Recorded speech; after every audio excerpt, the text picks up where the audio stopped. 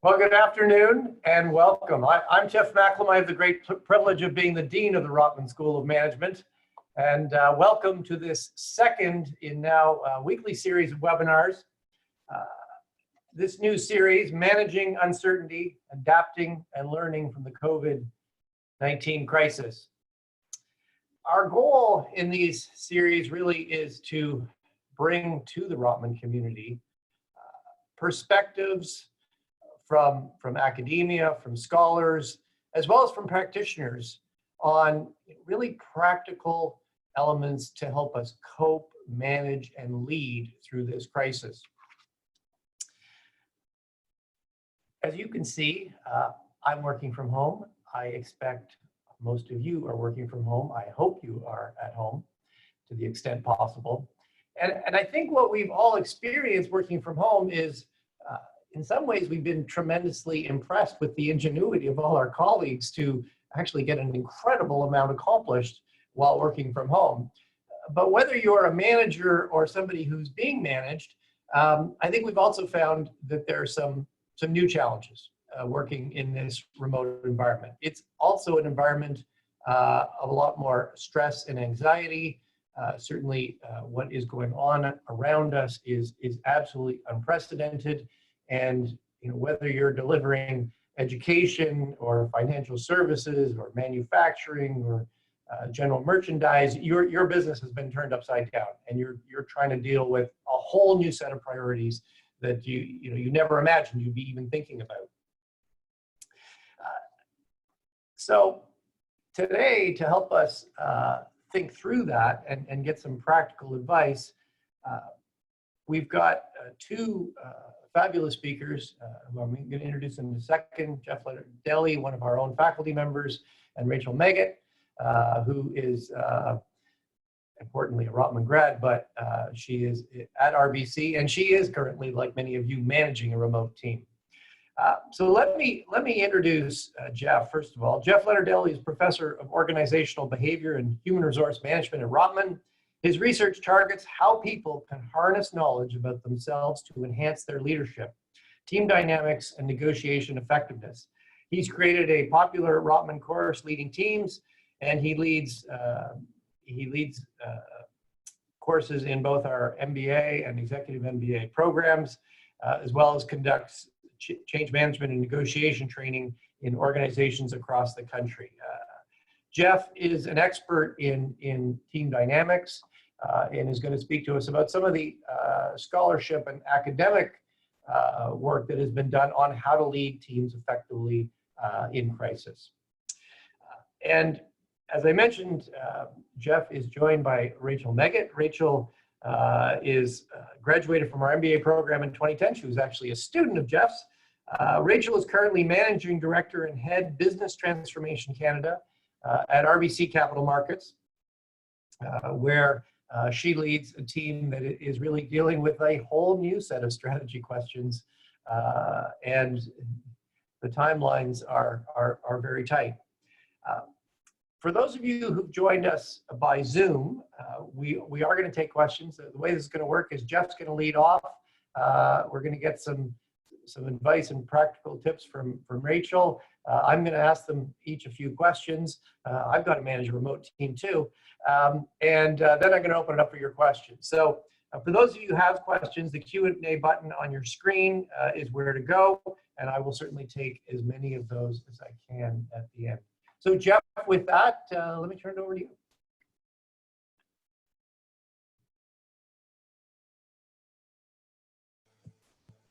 Don't forget to unmute, Geoff. Yeah, we'll do. Just, okay, one moment, please.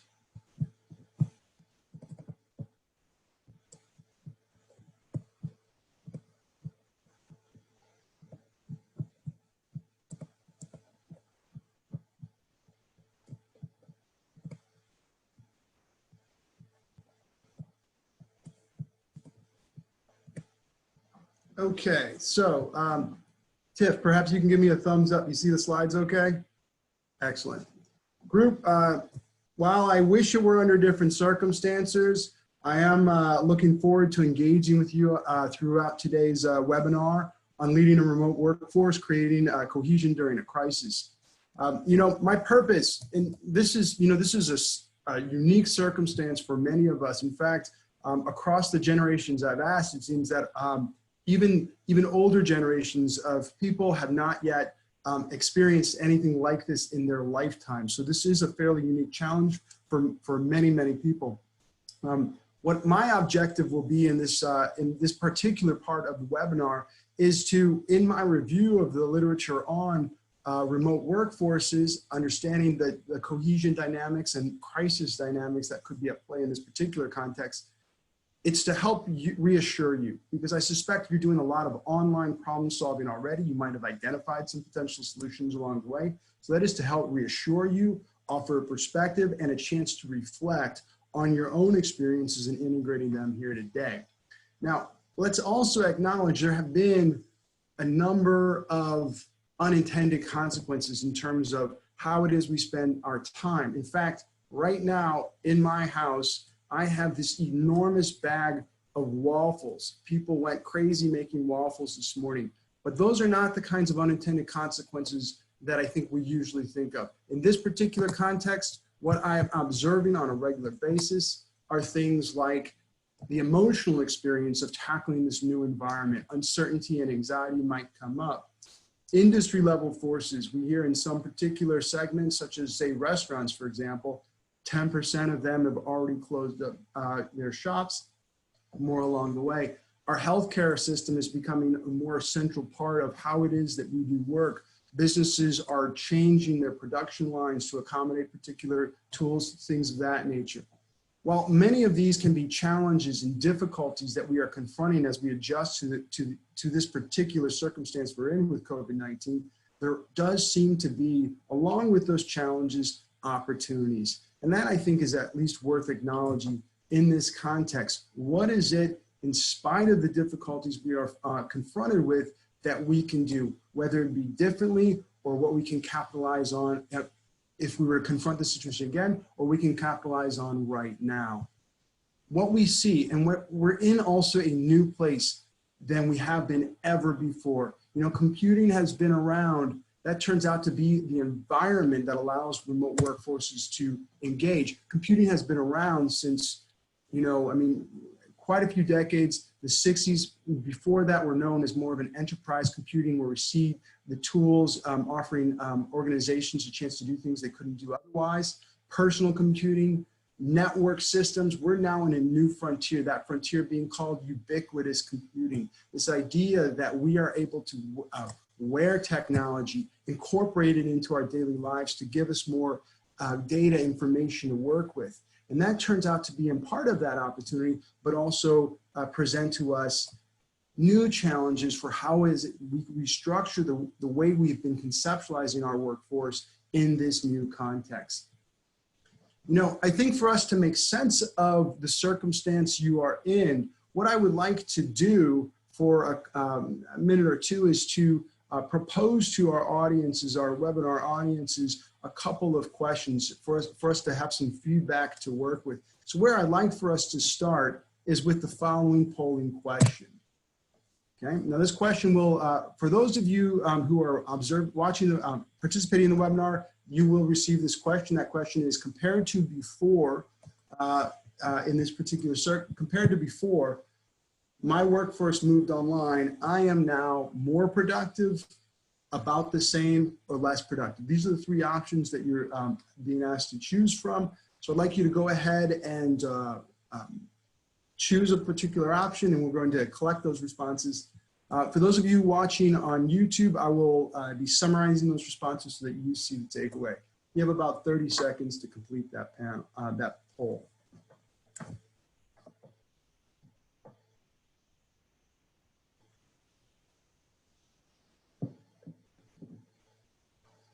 Okay, so the results are up. Well, they were up. Hey, Yuta, could you please put that poll, those poll results back up?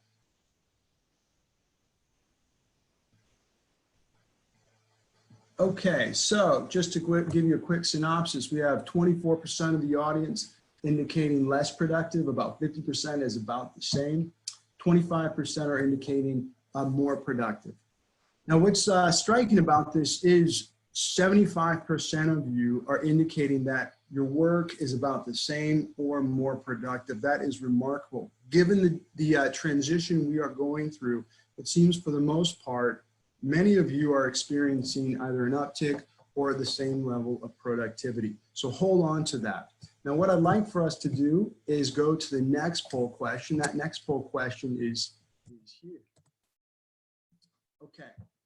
That question is, how much support are you getting from your manager right now? Those options include, I'd like more, I'm getting enough, I'd like less.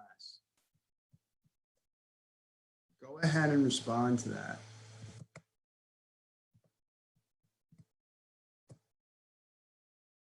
Take a few moments and then we're going to go ahead and post those results. I'll offer a quick summary.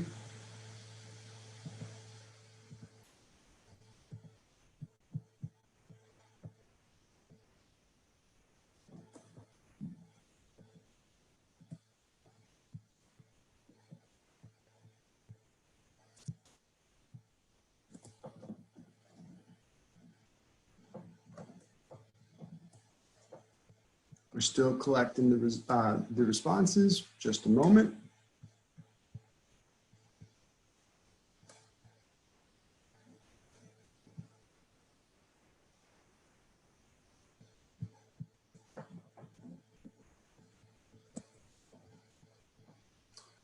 Okay, Yuta, can you share those results, please?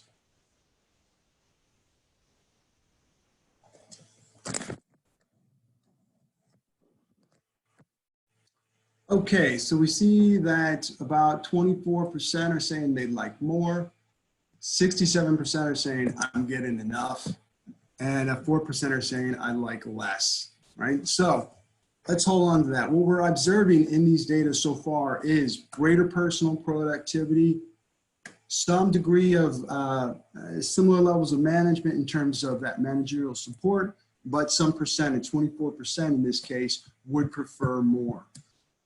All right, now, why I'm calling this to your attention is part of the challenge with what we're observing in this transition to a remote workforce, especially in this time of crisis, is trying to recreate a system for the organizations to pull that information together, capitalize on the work of their coworkers, and make that a more integrative solution, which is the very purpose of why organizations are there. In fact, recent data, this is from a study published online last week, indicated some similar and different patterns of results. Now, what you're seeing with this particular figure is the left bar. So every one of these bars are an index of effectiveness or how much support or productivity are they getting? Is the workplace being an effective circumstance given this remote context we're in? About 78% of people are indicating in this particular data set, and this was conducted by some INSEAD faculty through their network. So it's a convenient sample rather than a random sample. But we're seeing some parallels with our Toronto audience here, or our Rotman audience here. First of all, 78% are indicating that they're finding that their work is either the same as or more effective than what it was prior to their move online. And so we're seeing that interesting parallel. It's something that's worth acknowledging in terms of productivity of these samples being reviewed and interviewed and surveyed. It seems that productivity is either the same or increased.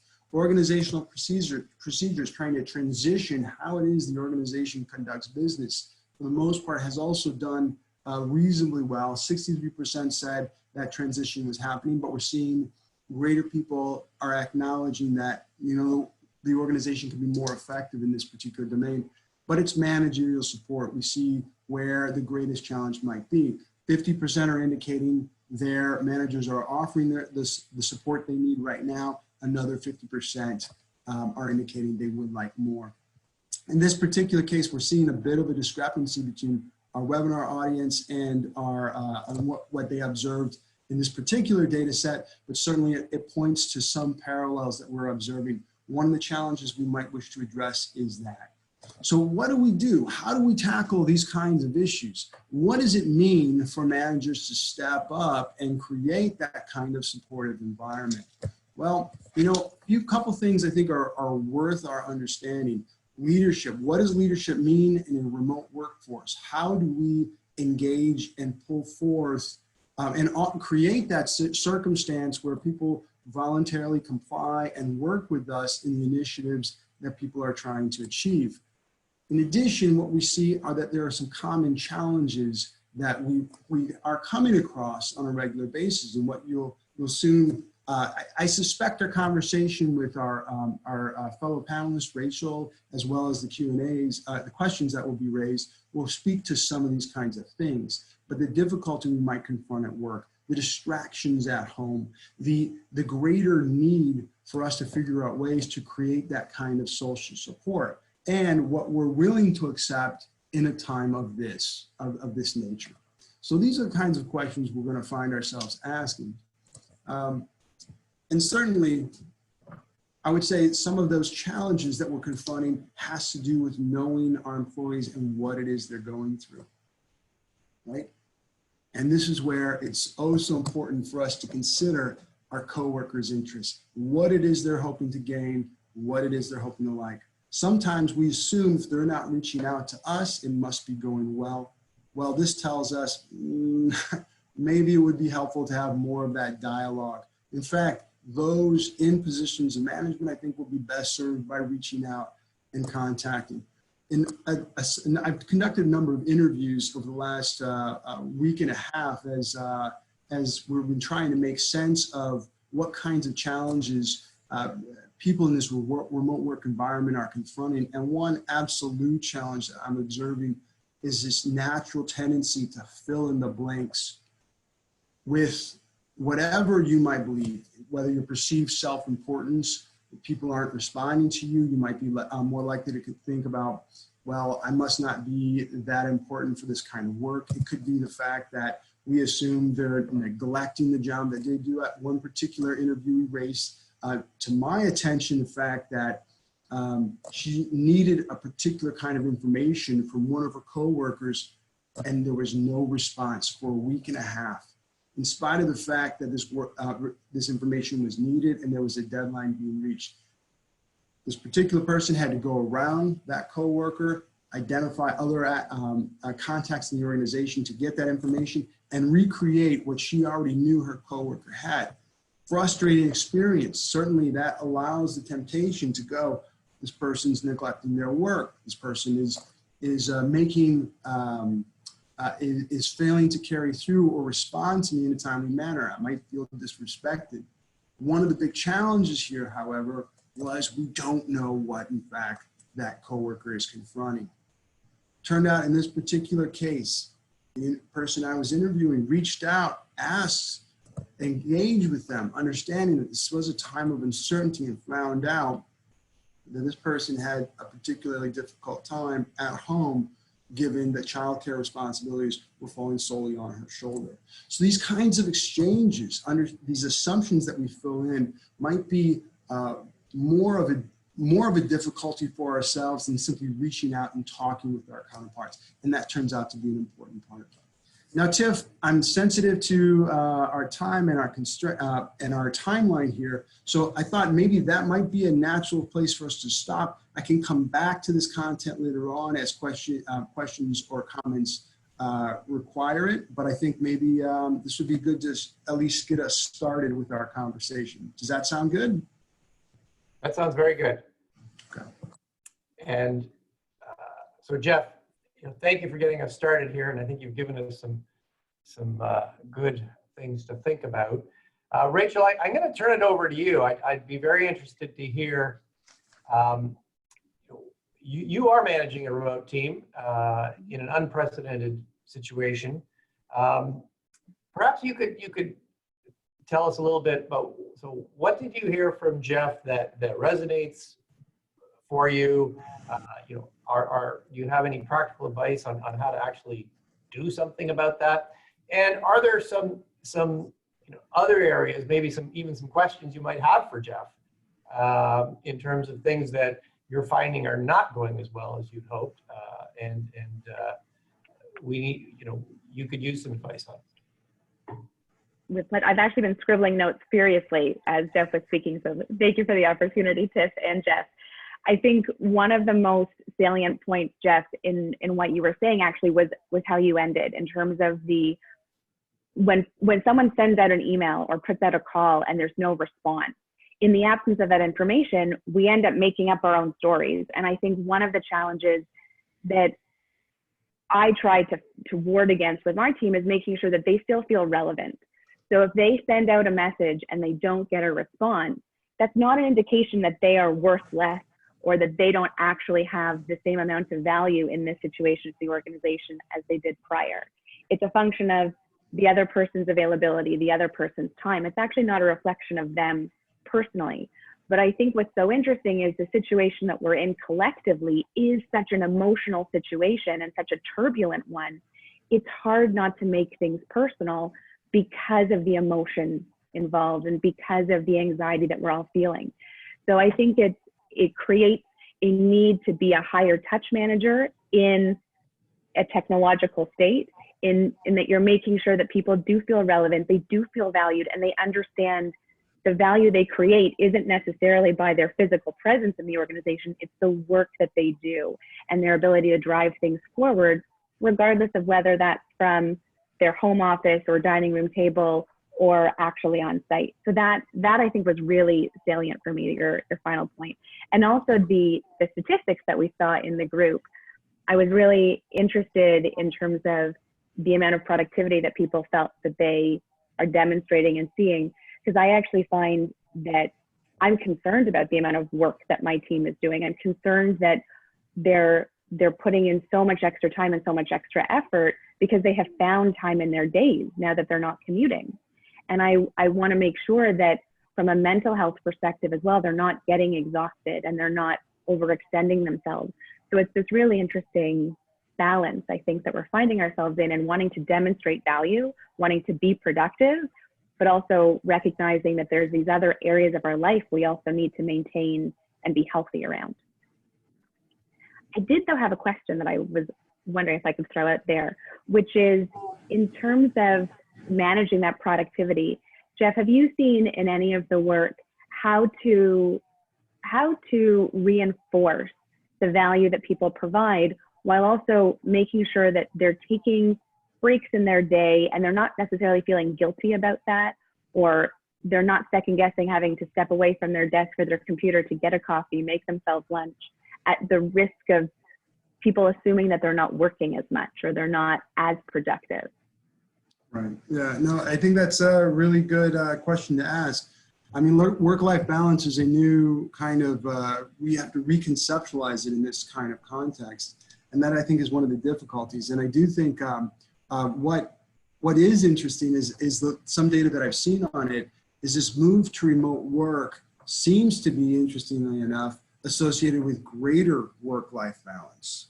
Mm-hmm. And that might be in part because of how we typically conceive of this balance. You know, I'd say when we have in-person organizations, the way we conceive it is we have time limits, right? 9 to 5, for example, by 5 p.m., now my life at home begins, right? Whereas in this remote work life, we have this potential integration of the two in the same location.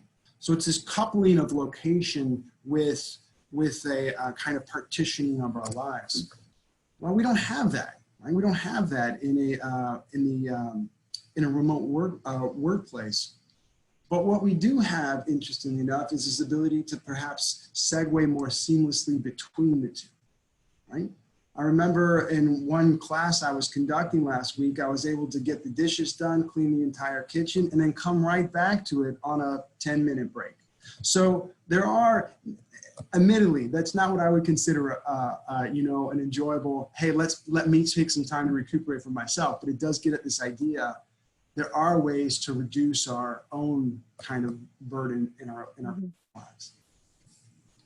And I actually think that there's a normalcy associated with doing the dishes and cleaning the kitchen, and maybe that introduction of that normal routine behavior actually creates those fictitious breaks in your day that actually then cause you to be recharged, entering now more productive. And that's where we start to see that balance in the data that you just pulled as well. Rachel, I think that's a really great point. You know, it also speaks to the fact that since I have entered the field that I am in now, academics, I have always wanted a couch in my office and never had that. Well, I do now, and it is fantastic. So, you know, there are ways to look at the bright side of this, and that's certainly. I totally agree. I think what's interesting is, I think as challenging as the situation has been, and Tiff, to your point, it has been a transition. And I think as we've gone through week over week, my team is now in its 4th week of working from home. And I think that there have been different challenges and successes week over week, and we're still evolving. And I don't know that we will ever be in a steady state in this new normal, but it's been really interesting as we've progressed.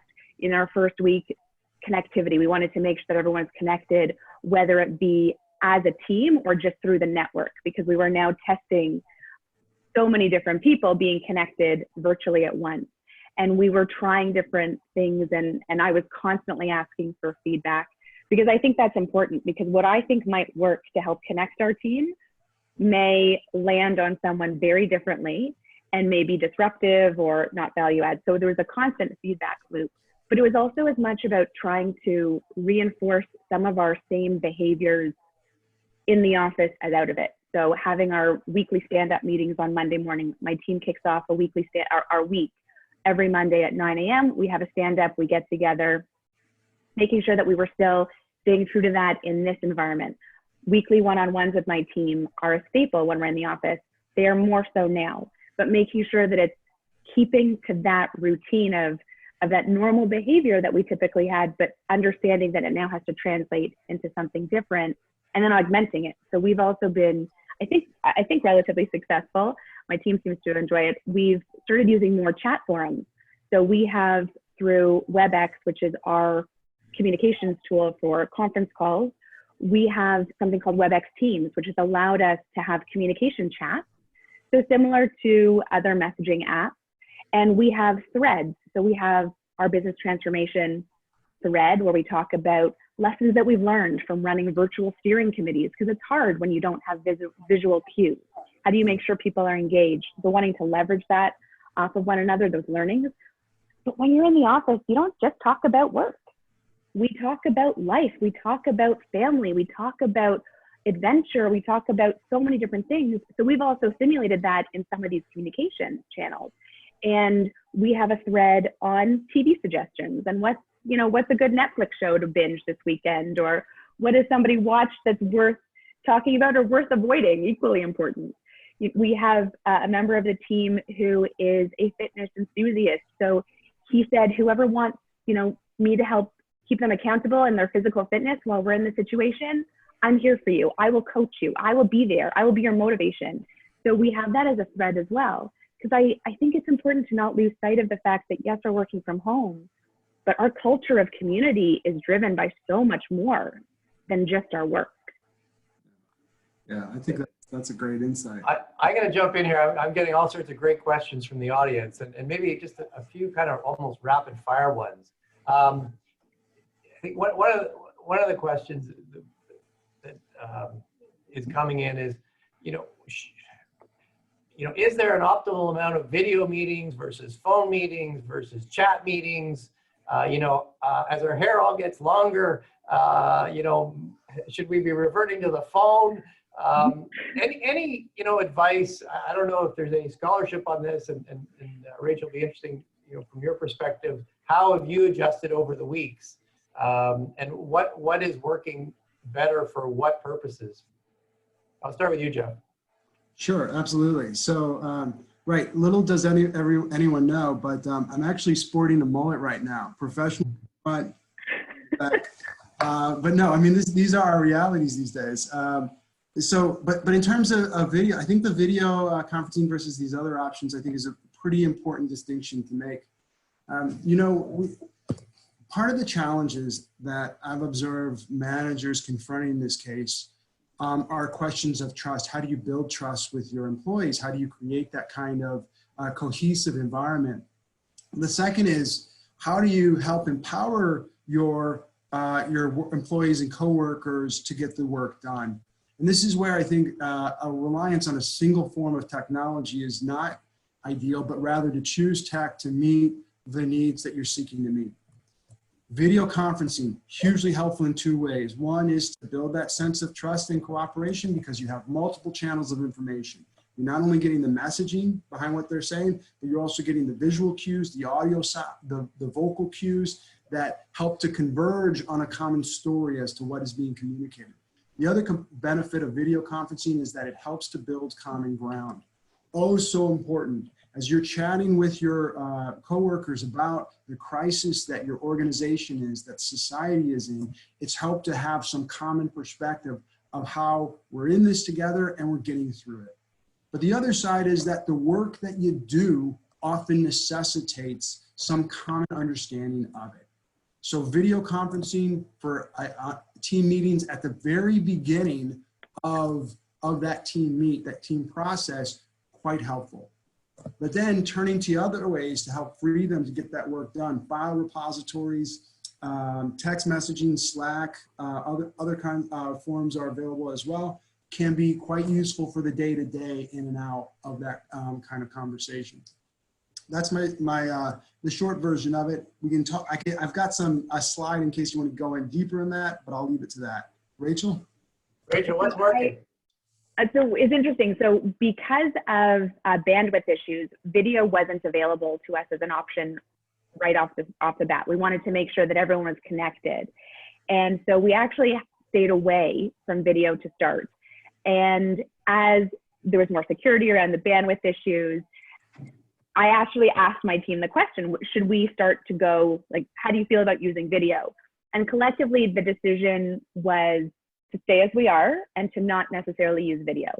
And I think, Geoff, to your point, it's because we had already established that community of trust. We already had a strong culture. We're very fortunate. We had a strong culture coming into this, which I think has also been pivotal in helping us be successful now. So the video in my immediate team context was less critical. I think it would have been nice. It would have been nice to see people, nice to have that visual comfort and cues. In our bigger meetings, it's definitely been a challenge to not have the ability to observe people and see what their facial expressions are. Are they engaged? Are they getting it? Are they completely against what you're saying? So that's been, I think, challenging for us, and that's what we've been trying to leverage each other to learn from. But I do think, to your point and to the question, as we get further away from access to barbers and hairdressers and estheticians and colorists, I do think that there's going to be a desire to keep the video off. And I think that should be okay, because I think at the end of the day, if people are uncomfortable on video, it's going to actually be counterproductive to your culture. Yeah. Okay, here's another quick one. Many businesses obviously are seeing a big decline in revenue, but others are seeing, huge increases in demand in certain areas, and they need people. Any practical advice? I mean, how do you bring somebody on board in a virtual world? Can we do that effectively? Geoff, do you want me to jump in, or do you want to take that one first? Rachel, I think you have direct experience with this on a one-to-one basis. So as I recall, so why don't you take it and I'll jump after. I wish there was an easy answer. In the 4 weeks that we've been working from home with my team, we've actually onboarded 2 new resources. The first individual was onboarded on our first work from home day. So there we actually practiced social distancing, and we had one person from the team go in to help that individual because they needed hardware, because they were brought in externally. This week, actually yesterday, we welcomed a new person onto the team who is an internal move. So someone that previously worked in another area of RBC and was now moving into capital markets and into business transformation. And that has allowed us, because they already had RBC infrastructure and hardware, that was an easier physical onboarding. But the challenge is less around the technology in terms of getting them laptops and screens. It's more around how do you create an environment where these people feel part of the team, when they have only ever physically met the people that they interviewed with a few weeks ago. And that's been more challenging. So that we're trying to spend more dedicated time online. In that sense, we try to use video to do one-on-one trainings and really dedicate the time up front to, again, create that relationship, establish the trust of their value in the team. But it's still early days for us. We're still, again, 4 weeks into the first onboarding and 24 hours into the second, but we are working really hard, and it's something we're very conscious of. But it's a challenge, a really big challenge. Also, not just from the manager perspective, but I want to make sure that that person doesn't feel isolated just because they don't have the same relationship with people on the team. So making sure they don't feel left out, isolated in any way is a big challenge and something that I'm constantly thinking about.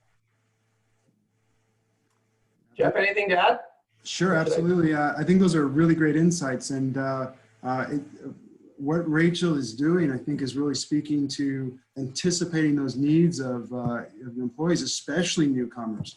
You know, part of what I've observed as well, too, having chatted with some of our MBA students who are going through the internship process now and receiving jobs for the summer, all remotely. They go through this interview process, they do video chats, they reach that deal stage, and then they negotiate their offers, all of which is occurring in this remote environment. So these challenges are happening. I think anticipating the needs of what our newcomers might be would be useful to do so, and helping them understand what kinds of challenges or difficulties. Some of the work that needs to be done, this essential work, can be also bring risks given the circumstance we're in, right? And I think that's worth acknowledging. What are they signing on to do, and how do you help them transition to that work? The other side of this is some companies are by necessity having to make cuts. They're laying people off. They're asking people to do more with less. Any particularly in a remote environment, it's hard to get a feeling of kind of where the team is. Any advice? And I'll start with you, Geoff. How to keep morale up in an environment where companies are very focused on preserving cash. They're looking for ways to save money. Unfortunately, some colleagues may be exiting. Anything you can suggest? Well, a few things too, right? So, I mean, the challenges that some organizations are facing are quite difficult right now.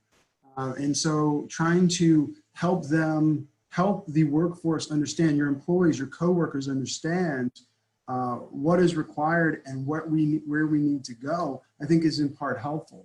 It's not sugarcoating the process. Certainly you want to get to that sense of we're going to get there, but acknowledging the challenges and speaking in an authentic way to your coworkers, I think is hugely important. And that's, I think, one of the opportunities that remote work brings us, is this opportunity to engage in an authentic leadership kind of way, how you connect with other people. And I think along with that too, Tiff, is this idea of building that sense of a group, a sense of cohesion, a sense of identity, if you will, for the group that you're a part of, the organization you're a part of. One remarkable, video is costly in terms of bandwidth, things like that. But one remarkable phenomenon I've been coming across on social media these days is the following. Let me go ahead. I think my slide deck is still being shared. This image that I'm showing you right now is from the Gender and Economy Lab, which met online, I think meets online regularly. And what a great, this is not how they conducted meetings from what I'm gathering in my own experience doing it, but this is a great way to show that kind of unity among the group as a whole. So these kinds of shared experiences, I think, are a rich way of building that kind of commitment and connection with your coworkers. Virtual teas, happy hours, water cooler chats, all of these can be recreated in this online forum as well. So I think there's certainly plenty to be done. I suspect our audience and Rachel have plenty to share as well on that front. Tiff, may I just ask a follow-up question to Geoff on something he said? Sure. Thank you. In terms of, you were speaking about the authenticity of leaders and their need to be transparent in terms of the hardships. Do you think that actually when you opened around the opportunities and your bag of waffles, is one of the waffles potentially here that we're going to start to see really leadership, strong leaders rise to the top even more so because of how they will navigate and how they will lead their companies through this? Well, what do you mean by strong? Strong as in a kind of a dominant personality, or strong as in a successful leader? So those leaders that are truly authentic in this scenario and are able to be transparent and honest and are really showing who they are as leaders, given the crisis, and maybe in happier, easier times, they didn't necessarily have to demonstrate those same skills and abilities.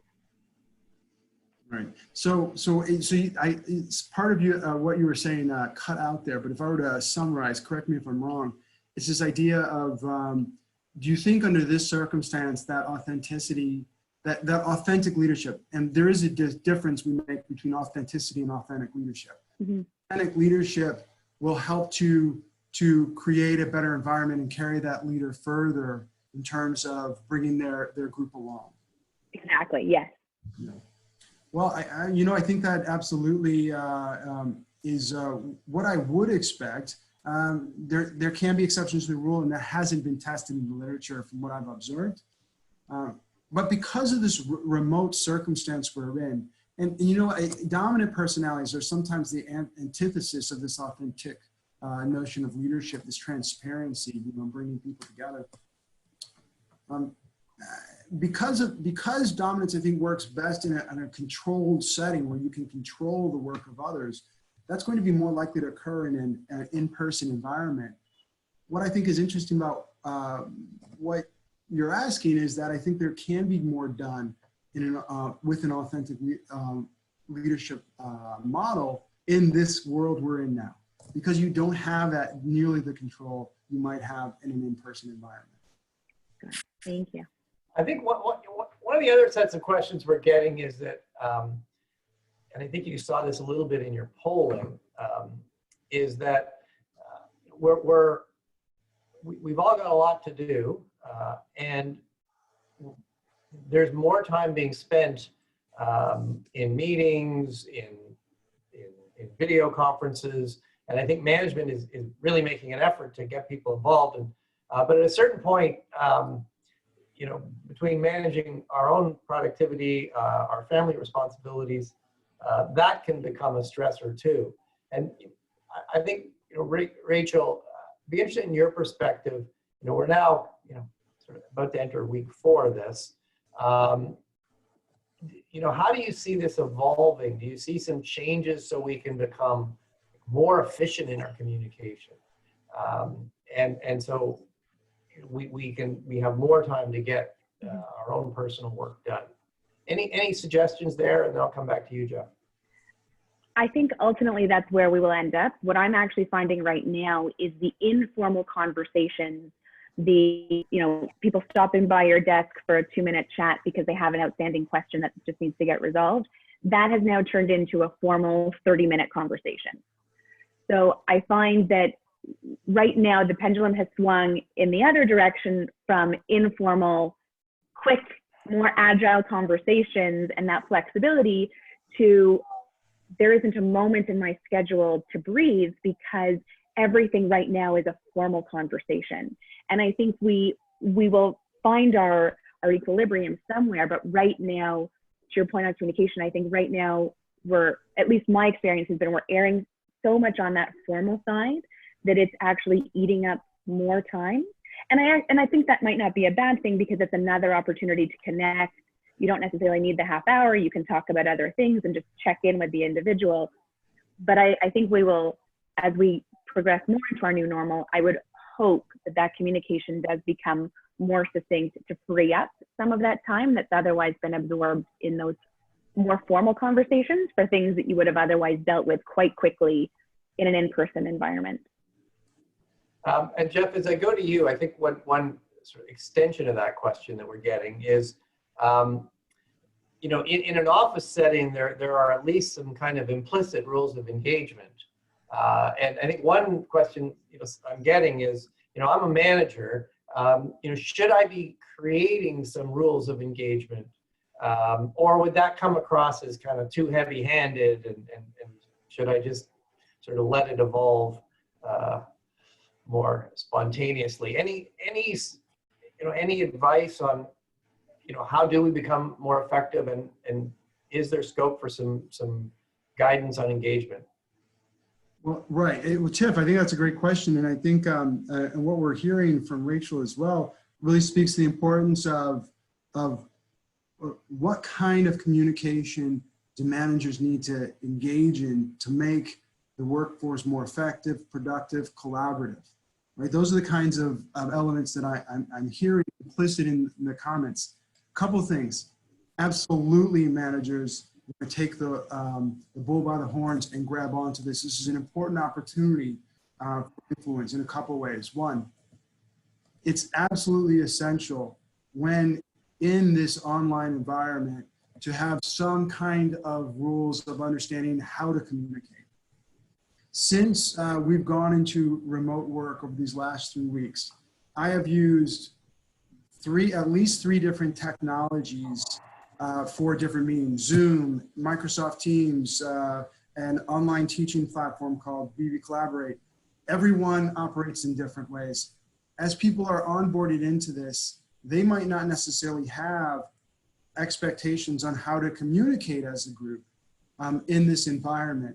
So thinking through that to give them a way to collaborate and communicate with each other more effectively is helpful. Beyond that, though, has to get to the work and the informal nature of these forms of communication. The second recommendation I would make is, as managers, make sure the work that you're seeking to have be done by your workforce, it has been made precise. This is a necessity going forward. The more precise you can make your objectives, the fewer questions and iterations you will need to go through with your coworkers, the lower the likelihood that it will be misinterpreted. Tiff, a coworker of ours, just recounted to me yesterday how it felt like she was playing telephone as she passed on a task to a colleague, and down the line when it came back to her, it was interpreted in a way unlike what she had anticipated or wished it to be. So to avoid those kinds of difficulties down the road, a more precise objective is important. And then the third is that informal nature, creating opportunities. You know, I run a lab group, the Self-Identity Lab here at Rotman School.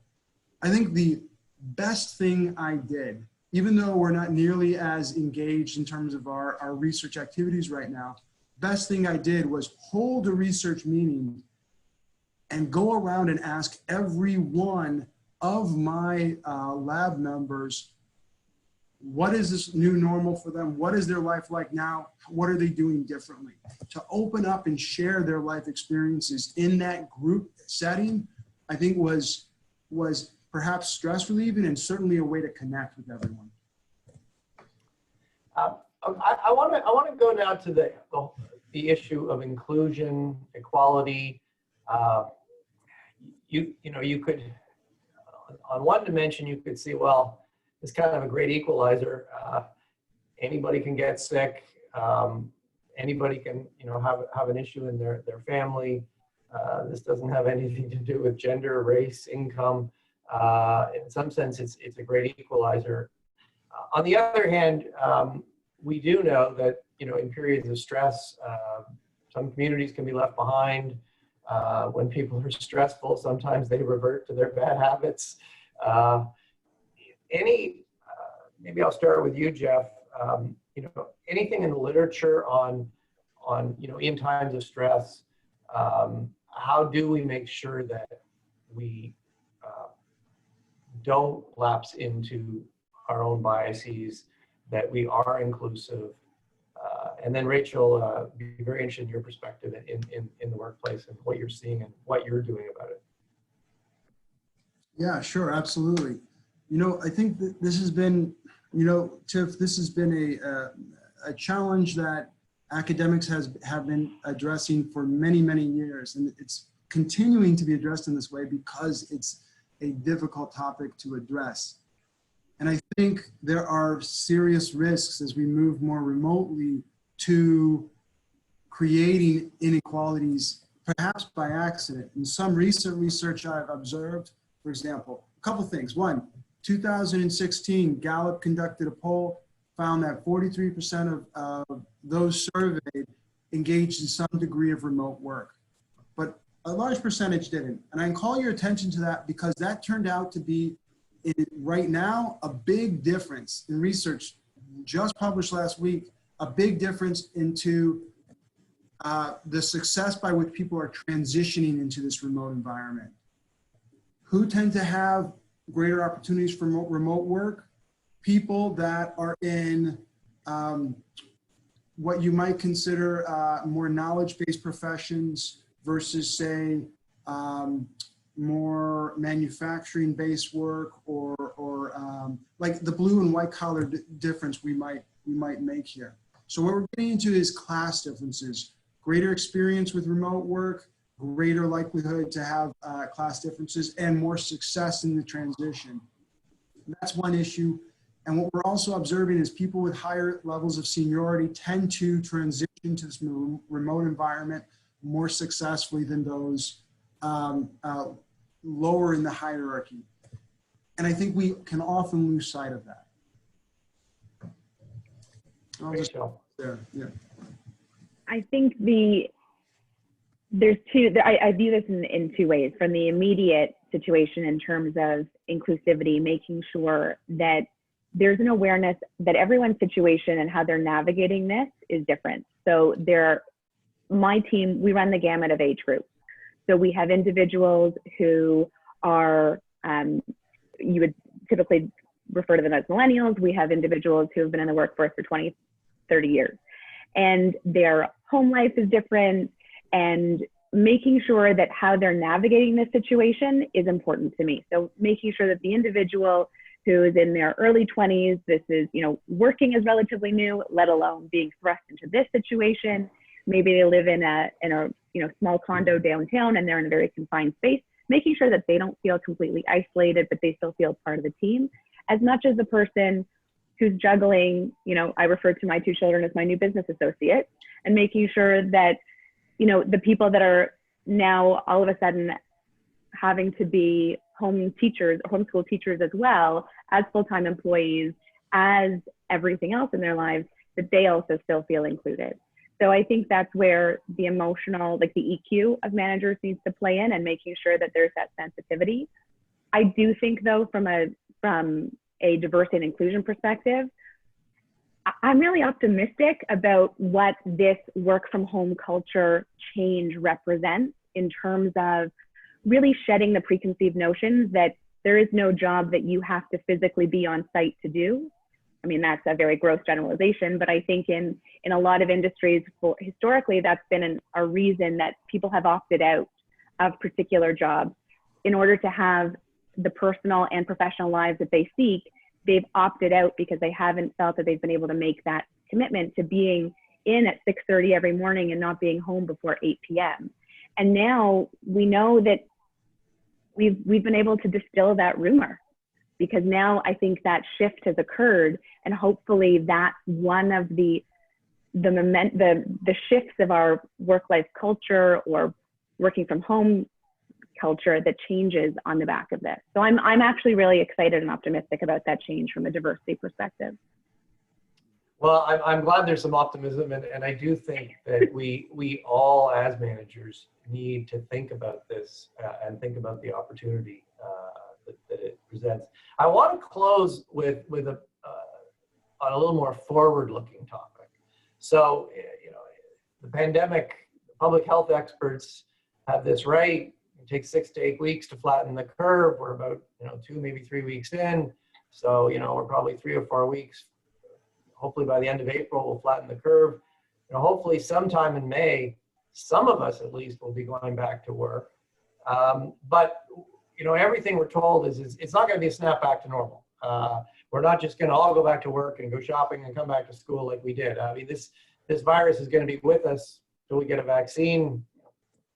Experts say that's at least 18 months away. So we're going to have to work in a new way, and it's going to be kind of a mix probably of remote and in person. And Geoff, maybe I'll start with you. You know, are there things we should be thinking about now to start getting ready? I mean, the reality is if we're going to ramp the economy back up, we're going to have to get people back to work in a way that doesn't respread this virus, and we're going to have to be productive and effective. Are there things we should be thinking about now to get ready for that? And Rachel, I'm sure you're starting to think about it as somebody who's got to lead a team. So Geoff, over to you first. Sure. A few things. One is that, you know, there's a possibility that the rebound will happen more quickly. But what does that rebound look like? When does it occur? There's been discussion of multiple waves of the virus peaking. And so if that's the case, then our society needs to be ready for it. I think there are other criteria worth considering as well. If the work is going well in this remote environment, is there a rush to back to the in-person circumstance, or is it time for a transition? This is a time for strategy. This is a time to consider new ways of conceptualizing the business. It's also a time, I think, to reflect on your organization's response to COVID-19 and what you might do were this to happen again. And I mention that not so much because I anticipate to happen in another 5 years or what have you, but it has an impact on employees' sense of safety and security. This has come up in some of the interviews I've conducted where some reacted, you know, some folks were working till the very day that the government came in and shut down. One person in the States recalls working until the last day the governor insisted on businesses work remotely. That particular kind of context can create a sense of perilousness among employees up to that moment. So anticipating, understanding how you, as collectively, you might make that decision going forward, where you presented with it again, I think would be helpful today. So Rachel, what's on your mind as you look forward? So definitely Geoff's point of the strategy. So what are the lessons that we take from this that we can carry forward into the future consciously? And I think that in that future state, that's also when hindsight becomes so valuable and we learn how we could have done things differently or potentially should have. But I think that is for then, it's not to throw stones now. One thing that I do worry about that I don't have an answer for is everyone right now, and to Geoff's poll, people are more productive. They are plugging in more, I would argue, in a lot of cases than they do at the office because of commuting times and what have you. I worry about what the workforce looks like when we do return to the new version of the old normal, when people are coming back physically, emotionally, and mentally exhausted because no one's taken a vacation for the last X number of months as we've been in this situation. And now we don't want to flip a switch and now everyone goes back to work and everyone now wants to take a vacation. So how does that look? And how do we balance people's mental health with the productivity in the new version of the old normal? That's something I do struggle with. And I don't, at least I'm not aware of an answer, but it's something that I think about a lot because I do worry about it. Well, I'd love to continue this conversation. You've certainly left me with a few things to think about. I do think, you know, fairly soon we are going to have to start thinking about, you know, a number of the issues you've raised. There's, you know, we know from 4 weeks is about as long as people can sort of handle being in that sort of crisis mentality. At some point, we have to get back to something that looks more normal, even if it's normal's a long way. And yeah, we're going to have to think about taking some breaks, finding some fun. But with that, both Rachel and Geoff, I want to thank you very much. It's been a great discussion. And that wraps up our Managing Uncertainty webinar for this week. I hope you will join us next Friday. We'll be back The topic next Friday is reopening the economy, how organizations can prepare for a new normal. So we've kicked that off, but hopefully next week will be 1 week closer to that recovery. So I think it'll be a topic that will resonate with many of you. If you missed last week's webinar, it's on our website. This one will be posted shortly. There's also a short summary. And Geoff and Rachel, thank you again. And for all of you in the audience, thank you for joining us. We do have a long weekend coming. I realize that many of us had plans that we were not going to be able to enjoy, but I do hope this weekend is a bit of a chance for us all to recharge, take a bit of a break. Turn Zoom off for a little bit and, spend some time either virtually or if you're with, your family, enjoying them. So thank you very much. And hopefully I'll see as many of you as possible next Friday.